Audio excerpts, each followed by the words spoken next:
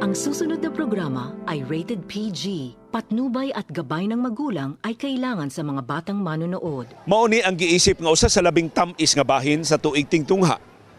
Nga ang kahago, ang pagtukaw ug ang sakripisyo sa mga tinun-an, mga ginikanan o mga magtutudlo kagantihan na gyud og graduasyon.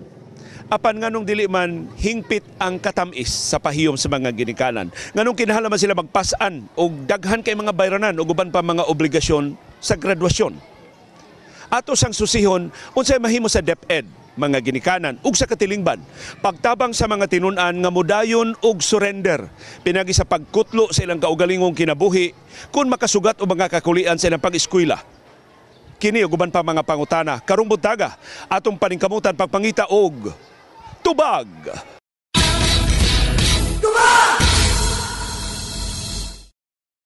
Naabdan ako dinhi kining mga tinun-an sa Banilad Elementary School nag-practice na sa ilang graduasyon karong Marso 27, 444 ka mga estudyante sa elementarya ang mugraduar, 120 sab ka mga tinun-an sa Banilad Night High School ang mugraduar. Naghinam-hinam pa ni sila kinsa ilang valedictorian karong Lunes pa mahibaw-an kay padayon pa ang ranking sa mga magtutudlo.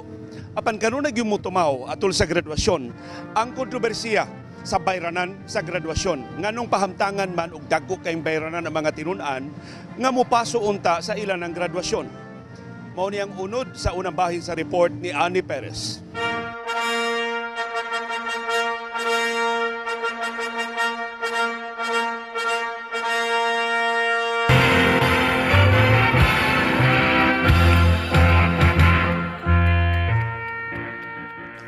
Ang graduation usa sa labing di malimtan nga kasinatian sa usa ka tinun-an. Nga human sa pipila ka tuig nga pagsulod gawas sa tunghaan matag adlaw, nilampos og makapaso ra gyud sa katapusan. Dinhi sa Talamban National High School, among naabtan ang mga tinun-an sa 4th year nga nag-career assessment seminar. Tumong ini nga tabangan ang mugraduar sa high school kun unsa iyang pilion nga kurso sa kolehiyo. Apil ni sa ilang kalihukan pagpangandam sa graduation. Ang year-level advisor sa tunghaan nga si Teacher Estela Contridas nabalaka na sa mga gastos sa graduation nga posibleng abagahon sa mga magtutudlo ug mga tunghaan. Ilabi na nga dunay mando ang Department of Education nga gidili ang pagpangolekta og mga graduation fees. Na-worried mi sa budget kay until now wala pa naabot, and then we have some kanamatang required for graduation nga needed to book.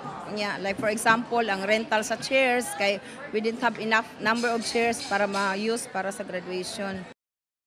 Sa DepEd Order No. 3, gidid-an ang mga pampubliko nga tunghaan sa pagpangolekta og kontribusyon alang sa mga kalihukan sa graduation. Wa sabtugti sa DepEd ang mga eskwelahan nga pugson ang mga tinun-an pag-apil sa mga kalihukan, sama sa JS Prom ug Recollection, isip requirement sa graduation. Tungod ini, gisugdan na ni Ma'am Estela ang pagpangita og paagi makatigom og kwarta alang sa mga gastuhanan sa graduation day. Sama sa ilang pakaon sa mga bisita, dekorasyon sa ilang stage ug uban pa.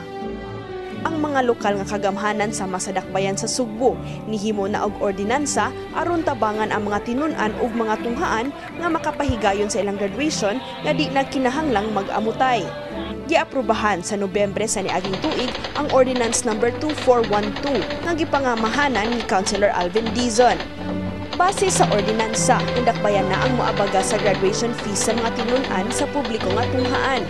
Mugahin sila og 4 ka milyon ka pesos alang sa mga bayranan sa kapin 26,000 nga mugraduar sa 108 ka mga public schools. Buot pasabot, matag tinun-an, may gahin nga 150 pesos isip graduation fee. Mabayra na ini ang pagprinta sa ilang diploma, dekorasyon sa stage, sound system ug pagkaon alang sa mga dinapit sa kalihukan.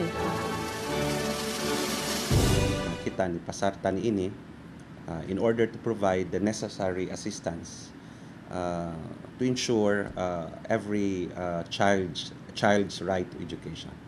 Because in reality, dili siya mapugnan. Naaga po'y contribution, no? So, para malikayan siya, nga wala nagyoy rason nga mokolekta ang atong mga public schools. So, mao na nga nagpasar ko og ordinansa kami sa Committee on Education nga wala nagyoy reason nga mokolekta sila. Kita doon natay sa graduation doon natay memorandum gikan sa central office. nga naghatag og mandar ba o unsaon ang mga graduation rites. Dapat dili excessive ang ato ang closing exercises. Una, walay contribution nga pangayoon gikan sa mga bata. Dili ang bata pabayron. All contributions are voluntary. Kung dili kabayad ang bata, anong pugson? Dili na siya requirements. Ang tubag sa iyong pangutana, ukoy koyon na tong napakabana. Kuyog nako kining mga tinun-an sa Mabolo National High School, nangandam na sila sa ilang graduasyon, gitagda karong Marso 28. Tingali, gawa sa ilang pagpangandam sa ilang pagpaso, na silang tagsa-tagsa ka mga panghuna-huna karon, unsa may ilang kahigayunan human sa graduasyon, unsa may ilang kaugmaon inigawas nila gikan diri sa eskwelahan. Mauni ang unod sa ikaduhang bahin sa report ni Annie Perez.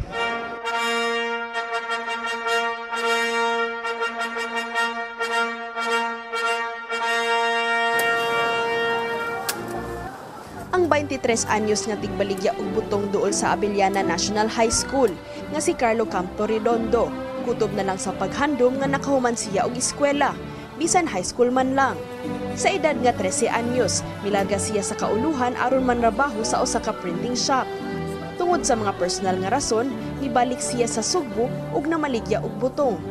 Alang kang Carlo, magpabili na lang kaniya ang usa ka pangandoy ang makalampo sa iyang pagskwela. Para na ako masindot kung natay na mauha, natay grado kay maron na ibugtong kabilin sa ginikanan nga di makuha sa uban. Pero karon wahay naman tanan. Igor tas pagbasol pagandom nga nag-eskwela ta sa una. Si Stephanie, mugraduar na sa high school ug excited na siya nga motungtong sa kolehiyo. Gusto niya nga magmaestra.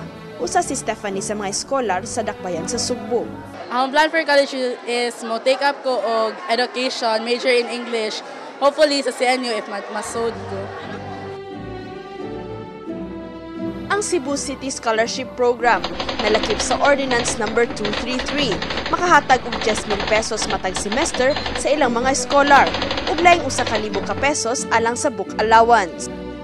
Dunay di kinahanglan mo apply basta mo graduate lang ka, doon na kay diploma nga ni graduate ka, then the city will provide you a voucher, mura siyang certification nga imong ipakita sa eskwelahan nga gusto nimong enrollan, because we have at least 20 partner schools, no, colleges and universities sa atong scholarship program. Ang tinun-an nga si Jessa Mikanayon, kuwang ra ang tabang sa Dakbayan alang sa iyang pagsulod sa kolehiyo. Apan, dako na sab ni og matampo aron makabut niya iyang pangandoy nga makagraduate sa college.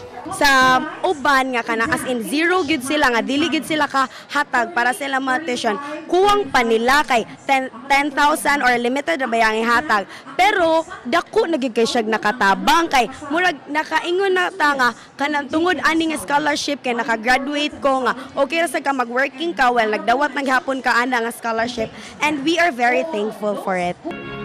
Apan gawas sa mga scholarship grant nga gikan sa mga LGU, may mga scholarship grant sab gikan sa mga pribadong tunghaan ug pundok.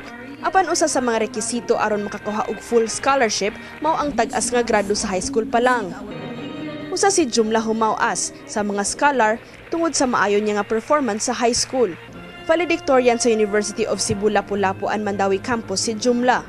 Siya sab ang labing unang nasabitan karong tuiga sa Medal of Excellence sa ABS-CBN. Tungod sa dagko niya mga grado sa high school, libre siya nga makapadayon sa college sa kursong nautical. I'm overwhelmingly happy because I didn't expect this, and I really thank God. He's my inspiration. And just simple. I'll say this in Tagalog, or I mean Filipino. Ang kabataan pa rin ang pag-asa ng bayan. Base sa statistics, gikan sa Department of Education sa Rehiyon 7, sa tibok lalawigan sa Sugbo lang, nagkaubos ang dropout rate sa mga nagtungha sa high school. But pasabot sa nilabayng 3 ka tuig, nagkadaghan na ang mga ni-graduate sa high school. Base sab sa records sa Commission on Higher Education sa Central Visayas, nagkadaghan ang mga tinun-an nga nagpa-enroll sa college dinhi sa lalawigan sa Sugbo gikan sa 2011 ngadto sa 2014.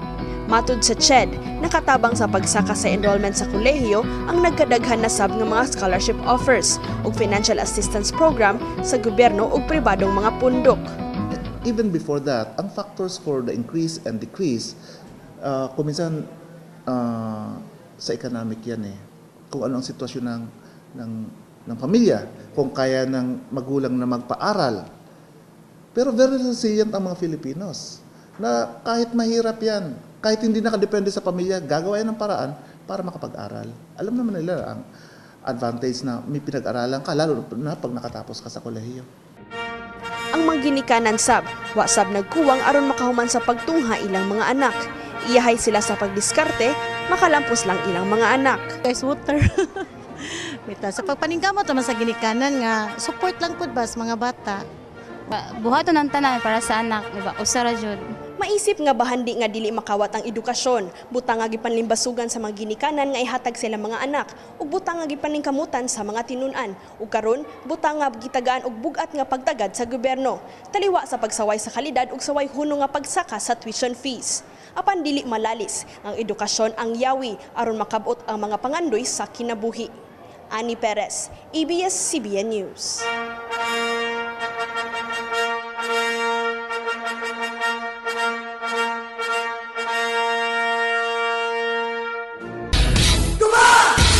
Nadapit ang pagdagad sa mga subuanon sa niaging mga adlaw tungod sa insidente sa duha ka sunod-sunod nga hikog sa manag-agaw nga mga tinun-an sa lungsod sa Daan Bantayan.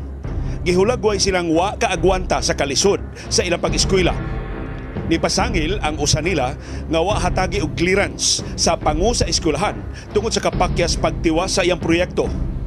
Matod ni Cebu Provincial Schools Division Superintendent Dr. Arden Monesit, di kinahanglan ang clearance aron makahuman sa ang-ang o makakuha sa iyang grado ang tinun-an. Actually, alarming kayo kay this is the first time nga na estudyante case nga nagpakamatay siya because wa masay ni ang clearance. Actually, the purpose sa atong clearance is to get back the properties of the government. Sa munang naay-clearance sa mga school kay basig dunay mga bata o di ba ka mga teachers nga naka-borrow og mga properties from the school. They are government properties like mga laptop, mga computers, dayon mga libro nga owned by the government. So at the end of the school year, iuli na nila, sign na ng ilang clearance, haron sa next school year magamit na pod sa sunod nga mga bata o sunod nga mga teachers nga mogamit na nila. So never nga it will be a requirement for graduation, never siya nga it will be a requirement for taking the final test. So wala dyan na siya, dili sana maka-affect sa grado sa bata. Pero gisgutan to requirement sa Pilipino subject na establish ba na sir sa preliminary investigation? Wala dyan ma-establish pa na siya nga it is a requirement for the subject kay baw man pod ang atong mga school officials nga gibalik-balik man pod na nato gi-establish jud atong policy nga kanang clearance is not a requirement for passing a subject. Dili po na siya requirement para makatake sa test. Nisamot na nga dili requirement nga makagraduate ang bata. Karon gipaimbestigar na sa Departamento sa Edukasyon ang insidente. Susihon, tinuod ba nga ang wa pagpirma og clearance mao'y nakaaghat sa duha ka tinun-an sa paghikog. Matod ni Dr. Monesit, manubag ang mga magtutudlo ug ang tagduma sa eskwelahan kung mapamatud-an nga sila'y nakatampo sa kahiubos sa mga tinun-an nga nisangpot sa ilang pagpakamatay. Sa iyang bahin ay psychologist nga si Tina Espiritu ni Tataw, lahi ang kinaiya sa henerasyon karon. Dali rang madaog sa peer pressure ug wa nay igong pailog. There's such a thing as teenage suicide. There's such a thing as teenage depression, which can lead to teenage suicide. School performance, especially non-graduation, unable to graduate, may cause some of these teenagers to commit suicide. It's more of the loss of acceptance from peers and especially from family members. That fear that I am not going to win again, my parents' love, my parents' acceptance, my family's acceptance. Fear would probably come in next, but it's more of home. It's more of home. Guilt normally for the more average to the intellectual type of students, that he or she nga kuwang bitaw tingali iyang effort, kuwang iyang pagtuon or nasayang, yes, nasayang kay wa siya mo exert sa dapat or gi-expect nga pag-exert niya. Yes, pero for normally sa demographics, kung medyo kiba na kang hagbungunon ka, dili man siya mo-commit og suicide. Lain iyang diversion for whatever anger or hostility nga iyang gifeel.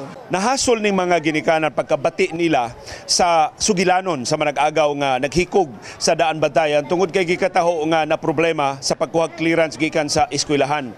Kauban ako si Jennifer Wong, kinder pa niyang iyang bata. Jennifer, unsa imo ikasugyot sa mga ginikanan aron di na ni mahitabo pag-usap? Sa amo sir no, kinahanglan gyud taon ang guidance sa mga bata, labi na namo kaning mga kinder nga kinahanglan gyud taon sa among pag-guide as a parents para mailikay ang samang hitabo diadtong bantayan nga kanang makasubo gyud nato sir as a parents nga naabot gyud in taon ing natong pagkahitabo nga dili ta angay. So busa dapat ato gyud i-guide ang mga bata nga para malikay ana nga panghitabo sir. Ambot nga nung kinahanglan patang makaangkon ng mga paghitabo sa maini nga makapapugwat nato sa panginahanglan pagsubli sa atong sistema sa edukasyon. Unsa ba di ay kamahigalaon tuod ang atong mga eskwelahan ngadto sa atong mga tinunan? O unsa ba'y nahimo nato pagpatuman sa lagda nga himuong yano ang mga graduasyon nga dili mamahimong palasunon sa mga ginikanan ang dagko kay mga amutan o gastuhan sa graduasyon ug bangkalihukan sa eskwelahan.